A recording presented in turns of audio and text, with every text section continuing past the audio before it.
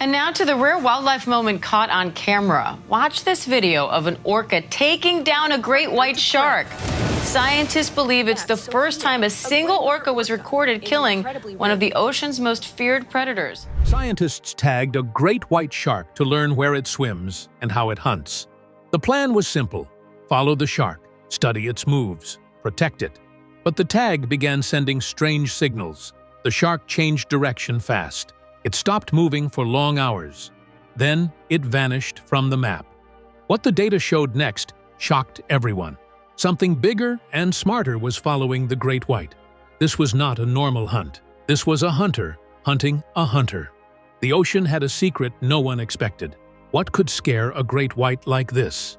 What was really hunting sharks? Join us as we uncover the truth beneath the waves. The silent data that changed everything beneath the sea. One of the most important subjects in this research was a powerful female great white shark. She measured 9 feet from nose to tail. In the world of sharks, this size meant she was no longer a baby.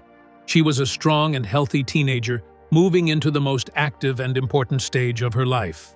Her body showed no signs of weakness. She was solid, balanced, and perfectly formed for survival in the open ocean. The research team gave her a clear and simple name that reflected her strength and status. They called her Shark Alpha. Shark Alpha was in perfect condition. Her skin was clean and smooth. There were no scars, no marks, and no signs of past injuries. She represented exactly what scientists hope to study when observing an apex predator in the wild. Everything about her showed balance, power, and natural dominance. For researchers, finding an animal like this is rare and valuable. It allows them to collect clean data without confusion or doubt. The team carefully attached a satellite tag to her fin. This process was done with great care to avoid harm or stress. The tag was far more advanced than a simple tracking device. It worked like a black box, similar to what is used in aircraft. It was designed to record several critical details of Shark Alpha's life. Every single minute, it measured depth, light levels, and water temperature. This constant stream of information allowed scientists to understand not just where she went, but how she lived. The technology inside the tag was remarkable. It was built to survive extreme conditions. Deep ocean pressure can crush steel, yet the tag was strong enough to endure it. Salt water slowly destroys most materials, but this device was protected against corrosion. It was programmed with a clear mission. After a set period of time, it would release itself from the shark, float to the surface, and send all the stored data to satellites orbiting Earth. With this information, scientists could recreate a 3-dimensional record of Shark Alpha's movements and behavior. For 4 months, everything worked exactly as expected. The tag sent signals regularly. The data showed Shark Alpha moving calmly along the coast. She dove deep and returned to the surface. She hunted fish and seals. She followed patterns that matched what scientists already knew about great white sharks. The information was clear, organized, and predictable. To many people, this kind of data might seem dull. Nothing dramatic appeared to be happening. But in science, this kind of result is valuable. It means the equipment is working correctly. It means the animal is behaving naturally. It means the data can be trusted. The researchers were satisfied. They were collecting textbook-quality information. Then, without warning, everything changed. The satellite signal stopped. Shark Alpha was no longer transmitting data from the open water. At first, this was not seen as a crisis. Tags sometimes fail. Signals can be interrupted. Ocean conditions can interfere with communication. The team waited and monitored the system. Weeks later, something unexpected happened. The tag was found. It had not floated far out to sea. It had not drifted across the ocean. Instead, it washed up on a beach only 2.5 miles from the exact place where Shark Alpha had first been tagged. This was highly unusual. When tags detach normally, they are carried by currents and often end up far from their starting point. Sometimes, they travel across entire oceans. This short distance felt wrong. When a researcher walked along that beach and picked up the small plastic device, there was no immediate understanding of its importance. At first glance, It was just a piece of equipment recovered earlier than expected. But what it held inside would soon change everything. The physical condition of the tag raised the first serious concern. It looked damaged. The surface appeared worn and battered. The plastic casing was bleached in a way that did not match long exposure to sunlight alone. It looked as if it had been exposed to harsh conditions, similar to a chemical bath. This kind of damage was not normal. The real story, however, was stored inside the digital memory. When the team connected the tag to their computer and downloaded the data, the atmosphere in the room shifted. As the timeline appeared on the screen, silence filled the space. The data told a clear and disturbing story. At first, everything looked normal. Shark Alpha was swimming at a steady depth in cold water, measuring 46 degrees Fahrenheit. This temperature matched deep ocean conditions. The light levels indicated daytime. Her movement was calm and consistent. Then, in a single moment, the graph changed sharply. The temperature did not rise slowly. It jumped suddenly. Within seconds, the reading surged from 46 degrees to 78 degrees Fahrenheit. This was a jump of 32 degrees. In the open ocean, such a rapid increase is almost impossible. There are no natural environments where water temperature changes that fast without a massive heat source. An underwater volcano could cause something like this, but none existed in that area. The temperature spike was only part of the evidence. At the exact same moment, the depth readings became extreme. The tag was no longer moving gently through the water. It was being dragged downward. This was not a slow sink. It was a forceful pull. The data showed a rapid descent of 1,900 feet. This kind of movement indicated power and control. It was a violent and intentional dive. For 8 days, the tag remained deep in darkness. During that time, the temperature stayed steady at 78 degrees. The light levels were near zero. The tag continued to move slightly, but always within the same warm environment. This was not a system error. This was not a malfunction. The tag was inside a living creature. The conclusion was unavoidable. A 9-foot great white shark had been attacked, overpowered, and consumed. The digestive environment had caused the bleaching and damage to the plastic casing. Every data point supported the same outcome. Shark Alpha did not survive. This raised a terrifying question. What kind of animal could do this? To swallow a shark of that size, the predator would have to be enormous. Its mouth would need to be wide enough to engulf the shark, or at least the section of the body carrying the tag. The strength required to pull such a powerful animal down nearly 2,000 feet was beyond anything normally observed. The location made the mystery even deeper. The event happened near the Bremer Canyon. This area is known for its rich biodiversity. It is a place where the continental shelf drops sharply into deep ocean territory. It attracts some of the largest animals on Earth. It is a natural hunting ground where size, strength, and strategy decide survival. The scientists understood that this was not a typical event. This was not a random accident. This was a predation event that challenged everything known about the marine food chain. A top-level predator had been treated as prey. Something higher on the scale had taken control. Why the orca theory failed. When the story of the super predator became public, attention exploded everywhere. People could not stop talking about it. Everyone wanted to understand what really happened, and, most of all, what executed the shark known as Shark Alpha. The mystery felt powerful and unsettling. A top ocean hunter had vanished, and the ocean does not give easy answers. The first idea that captured the public imagination was simple and dramatic. Many people believed the killer had to be an orca, also called a killer whale. This idea spread fast because, at first glance, it sounded completely logical. Orcas are the only ocean animals that are widely known to kill great white sharks. They are extremely intelligent, highly social, and they hunt in organized groups. They are not random hunters. They plan, coordinate, and act with purpose. Over the years, many documentaries, research papers, and even popular podcasts, including discussions on shows like Joe Rogan's, have helped bring this knowledge into everyday conversations. Because of this, the public already saw orcas as powerful and unstoppable ocean predators. So when shark alpha disappeared, the orca became the main suspect almost immediately. In recent years, clear evidence has shown just how dangerous orcas can be to sharks.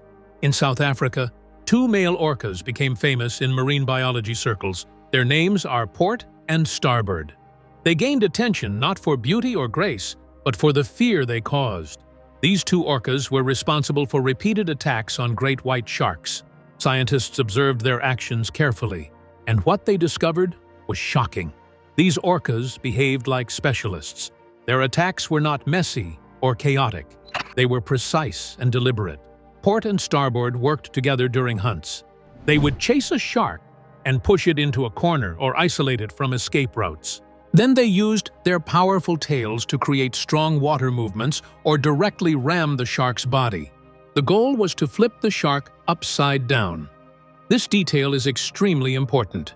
When a shark is turned onto its back, it enters a natural state called tonic immobility. In this condition, the shark becomes motionless and unresponsive. Its body freezes. This is not something the shark can control. It is a biological reaction, almost like a switch being turned off. The orcas had learned how to take advantage of this weakness. Once the shark was helpless, they moved in with precision.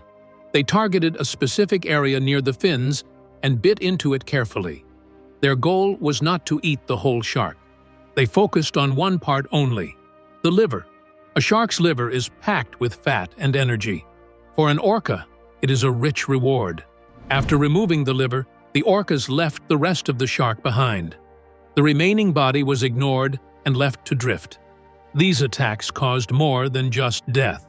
They changed the entire environment. When orcas appeared, great white sharks reacted immediately. Sharks can sense chemical signals in the water, including signs of injury or death. When they detected the presence of an executed shark, panic spread through the population. This created what scientists call a landscape of fear. Sharks fled the area fast. Some did not return for months. Entire regions became empty.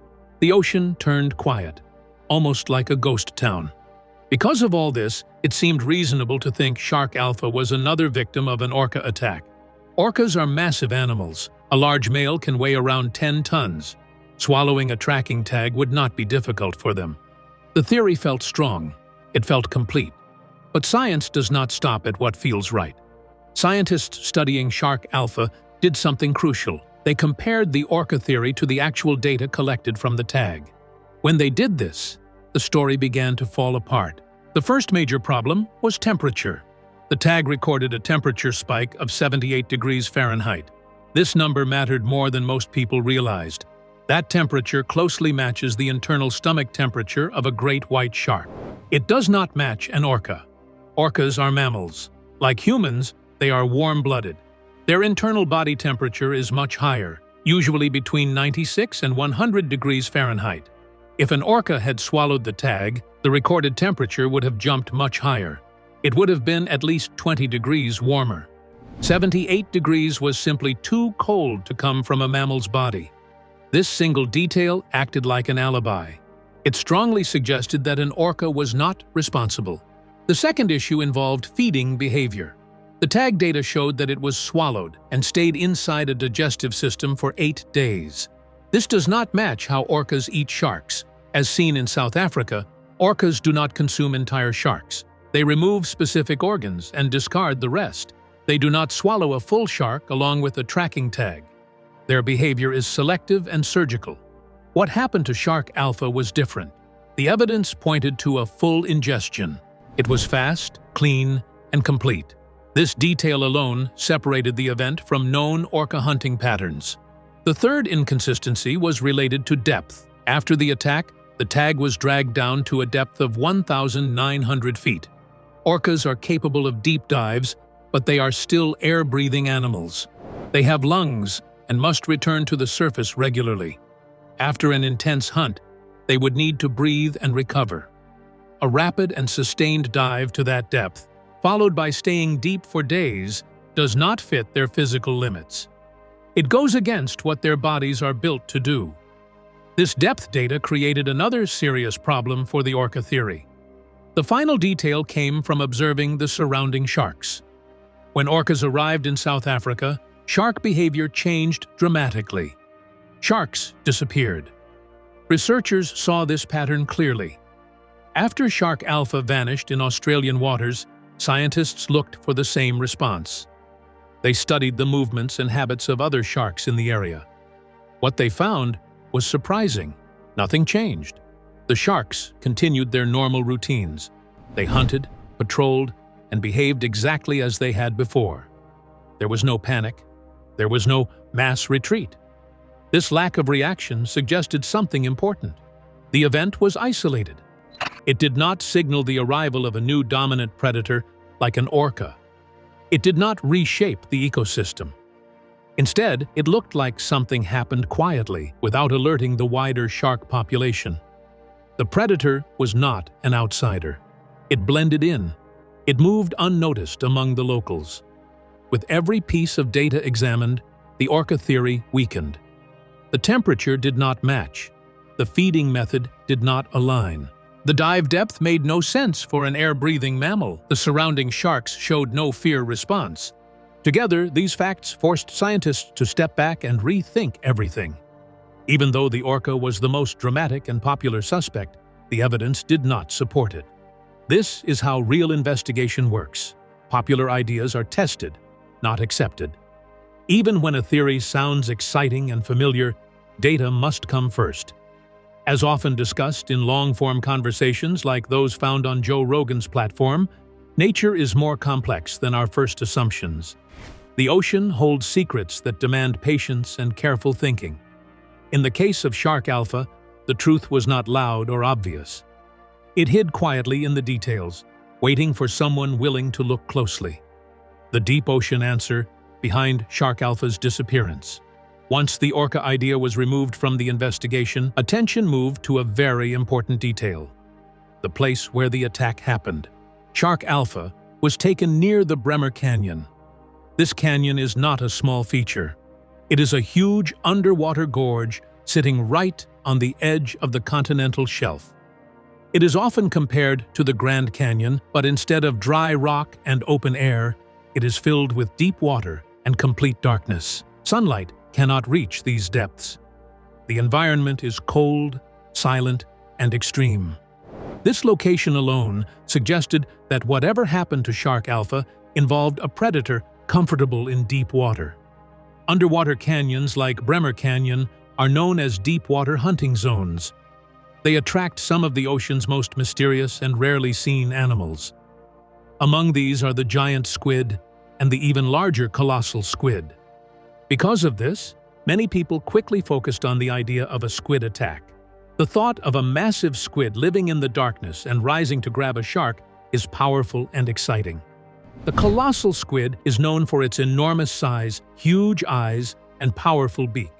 Its tentacles are lined with suckers that contain sharp rotating hooks. These features make it seem capable of overpowering a shark. At first glance, the squid theory appeared to explain several details. The recorded dive to about 1,900 feet fits perfectly with where these squid naturally live. Their world is the deep ocean. The sudden disappearance of shark alpha also seemed to fit. Squid are aggressive animals and are known to fight sperm whales, which are much larger than sharks. If a squid can fight a whale, it does not seem impossible for it to attack a shark. However, this theory fell apart when scientists looked closely at the temperature data. Squid are invertebrates and are cold-blooded. Their body temperature always matches the surrounding water. If a squid had swallowed the tracking tag, the recorded temperature would have stayed close to the cold water temperature of about 46 degrees. It would not change. The tag data, however, showed a clear spike to 78 degrees. A squid cannot produce internal heat. It has no biological way to raise its stomach temperature above the water around it. This makes the squid theory impossible. No matter how exciting it sounds, the data simply does not support it. With the squid explanation ruled out, the internet moved on to its last favorite idea, the megalodon.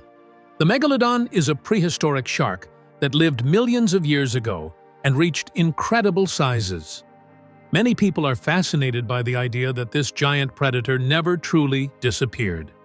The thought that a 60-foot shark could still be hiding in the deep ocean captures the imagination of many viewers and listeners. It is a topic often discussed online, including on large platforms where people like Joe Rogan talk about ocean mysteries and extreme theories, which helped spread this idea even further. Supporters of the megalodon theory believed it explained everything. A shark that large could easily swallow a 9-foot shark. It would have the strength, size, and appetite to do so without effort. Its jaws were wide enough to swallow extremely large prey. Some people even argued that since the megalodon is related to the great white, it might have shared a similar warm-blooded system. This, they claimed, could explain the 78-degree temperature reading. While this theory fits drama and excitement, science depends on evidence. There is no proof that megalodons are still alive. If such a massive predator existed today, it would leave clear signs. Whales would show fresh bite marks. Teeth would be found embedded in prey. Sonar systems would detect a creature of that size. A 60-foot shark cannot move through the ocean without leaving a major impact on the ecosystem. The ocean is large, but it is not large enough to hide a predator of that scale forever. Using a prehistoric animal to explain modern data is not supported by science. Researchers understood that the real answer had to involve a living, known animal. The predator needed to live in deep water, be capable of eating large prey, and most importantly, have a warm stomach. This last detail was critical. The temperature data was not a small clue. It was the most important piece of evidence. The predator had to be something real, something already known to science, but behaving in a way many people did not expect. The researchers returned to the 78-degree reading. They focused on a simple question. What animal can maintain a stomach temperature of 78 degrees while swimming in water that is only 46 degrees? When they looked at known marine animals, the answer became clear. The only animal that fits this profile is the great white shark. Most people think all fish are cold-blooded, and for the most part, this is true. Most fish have body temperatures that match the water around them. When the water is cold, their bodies slow down. They become less active in deep, cold environments. Great white sharks are different. Along with tuna and mako sharks, they have a special ability called regional endothermy. This means they can keep certain parts of their body warmer than the surrounding water. Great white sharks have a complex system of veins and arteries known as the rete mirabile, which means wonderful net. This system is extremely efficient. It captures the heat produced by the shark's powerful swimming muscles and redirects it back into the body, instead of letting it escape through the gills. This process warms the shark's core, including its eyes, brain, and stomach. Because of this, great whites can hunt effectively in cold water. Their vision stays sharp, their reactions stay fast, and their digestion works quickly. This warm stomach is the key. Scientists know that when a great white shark is digesting a large meal, its stomach temperature stays very close to 78 degrees Fahrenheit. The match between this known fact and the tag data was exact. The temperature spike was not a mystery anymore. It was a clear biological signature. The deep dive to 1,900 feet also fit this explanation. Large great white sharks are known to dive deep after feeding. They move through different thermal layers in the ocean to help regulate their body temperature while digesting. The cold water helps balance the heat produced by digestion. This behavior is normal and well documented. The behavior of nearby sharks also made sense. There was no sign of panic or mass fleeing. This suggests the predator was not a completely new species entering the area. It was simply a much larger, great white shark. The so-called super predator was not a mythical beast or a forgotten monster. It was a great white shark preying on another great white. Cannibalism may sound shocking to humans, but among sharks, it is common. Shark-on-shark attacks happen often. In some species, this behavior begins before birth. In sand tiger sharks, embryos develop teeth while still in the womb, and the strongest embryo eats the others. In the open ocean, Larger sharks eat smaller sharks regularly. Bull sharks do it. Tiger sharks do it. Great white sharks do it. This behavior is part of the natural balance of the ocean. The most disturbing part of the discovery comes from understanding the size of the attacker.